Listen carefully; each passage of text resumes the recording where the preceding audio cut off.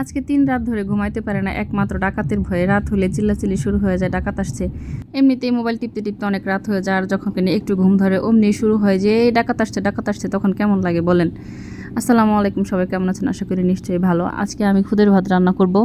তো আমি এখানে খুদ নিছি আর কিছু পোলাওর চালের খুদ, ভাতের চালের খুদ দুইটা একসাথে করে নিয়েছি। দুইটা একসাথে করে নিলে একটু গ্রান ভালো হয়।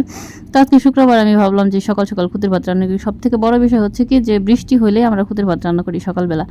আর এই যে বৃষ্টি শুরু হয়েছে একেবারে পচায় ফেলানোর মতো অবস্থা, বৃষ্টিও যায় না আর এই যে ডাকাত নামা শুরু হয়েছে, ডাকাতও যায় না। বলেন কেমনটা লাগে? দুইটা মিলে একেবারে ভয়াবহ অবস্থা। খুদের ভাতের সাথে অনেক রকমের ভর্তা হইলে খুব ভালো লাগে। তো আমি ৩-৪ পদের ভর্তার আইটেম করে নিব আজকে। শুটকির ভর্তা, পাতার ভর্তা, মরিচ বাটা এবং আলুর ভর্তা। তো এগুলো আজকে আমি করব। গতকাল বিকেলবেলা মেয়ে খেলে বাসায় আসছে, আয়সা বলতেছে আম্মু জানো কি হয়েছে, একটা লোক আয়সা বাড়ির চারপাশে তাকি করতেছে, পাড়া দিয়ে সবার বাড়ি নাকি দেখে গেছে, উনি মনে হয় চোর। তা আমি ভাবলাম যে পোলাপান মানুষ হয়তো কি না কি বলে, ভুলভাল হয়তো বলছে। একটু পরে দেখি চাচির শাশুড়ি আয়সা বলতেছে হ্যাঁ সত্যি সত্যি কথাটা, একটা লোক এসে সবার বাড়ি তাকি করে গেছে, মনে হয় ওইটাই চোর। তো এমনিতেই ভয়ে বাঁচি না, চোরের কথা শুনলে আমার শরীর কাঁপকাঁপি শুরু হয়ে যায়। এই কথা শোনার পরে তো আরও ভয়ে শেষ। তো যাই হোক, অনেক রাত হয়েছে, রাত 12টা বাজছে ঘুমাইতে। তারপরে যখন দেখি যে একটু ঘুম ধরছে 1টা বা 1:30 এরকম বাজে, তো ওখানে দেখি চিল্লাচিল্লি শুরু হয়ে গেছে, এই ডাকাত আসছে ডাকাত আসছে। আমি তো মনে করছি আর কিছু না, গেটে ডাকাত এসে পড়ছে, দরজা তো খুলতেই দেই না। তারপর দেখি যে না, এরা পাড়ার লোকই সবাই আর কি পাহারা দেওয়ার জন্য বের হচ্ছে, রাস্তা দিয়ে ঘুরবে।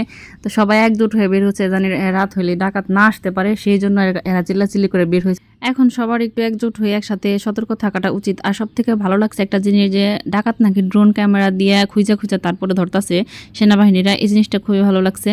আর ডাকাতের চেহারা গেল এমন দেখতে, একেবারে বাচ্চা বাচ্চা, দেখলে মনে হয় না যে এরা ডাকাত। আসলে কেন যে এরা এরকম করতে বের হয় বুঝি না। এদের এখন সুযোগ হয়ে গেছে, পুলিশ নাই, রাস্তায় কোনো কোনো কিছু নাই, এদেরকে ধরবে কে, আটকাবে কে, এই একটা সুযোগ হয়েছে। আসলে ডাকাতগুলো স্বাধীনতা পাইছে, আমরা যেমন স্বাধীনতা পাইছি ডাকাতগুলো স্বাধীনতা পাইছে। আসলে কি আমরা স্বাধীনতা পাইছি? বুঝি না যে এটা কেমন স্বাধীনতা। তো যাই হোক, ওদের কাছে হচ্ছে সব থেকে বড় স্বাধীনতা, ওরা সব কিছু অর্জন করতে পারতাছে, ডাকাতি করতে পারতাছে শান্তি মতো, ওরাই মনে হয় সব থেকে প্রকৃত স্বাধীন হয়েছে। এখন শুধু আল্লাহর কাছে একটাই দোয়া, যে সব কিছু ঠিকঠাক হয়ে যাক, সবাই ভালো থাকুক এবং সুস্থ থাকুক, কারোর যেন কোনো সমস্যা না থাকে। আর আমাদের তো গ্রাম অঞ্চল, তেমন একটা সমস্যা হয় না, কারণ এদিকে ডাকাত তেমন একটা আসে না। আর যারা কিনা শহরে থাকে তাদের একটু বেশি সমস্যা, তারা ঠিকমতো ঘুমাইতে পারে না, বেশি তাদের সমস্যাটা একটু বেশি, ওইদিকে ঝামেলাটা একটু বেশি হয়। তাদের জন্য একটু বেশি দোয়া করি, তারা যেন ভালো থাকে। আমাদের বাঙালিদের আবার কোনো কিছু ধরলে আমাদেরকে সহজে ছাড়ে না, যেমন ডাকাতে শুরু করছে, আবার বৃষ্টিতে শুরু করছে, যেমন মোবাইলের নেশা, আবার একটা তো আছে ভালোবাসা। এখন একটাই কথা, ডাকাত ভাইরা অনেক স্বাধীনতা অর্জন করছে, তোমাদের স্বাধীনতা আর আমাদের চাই না, আমরা একেবারে শেষ হয়ে গেলাম। এখন আমরা আমাদের মতো একটু স্বাধীনভাবে বাঁচতে চাই। তো তোমরা প্লিজ দয়া করে আর এরকম করো না।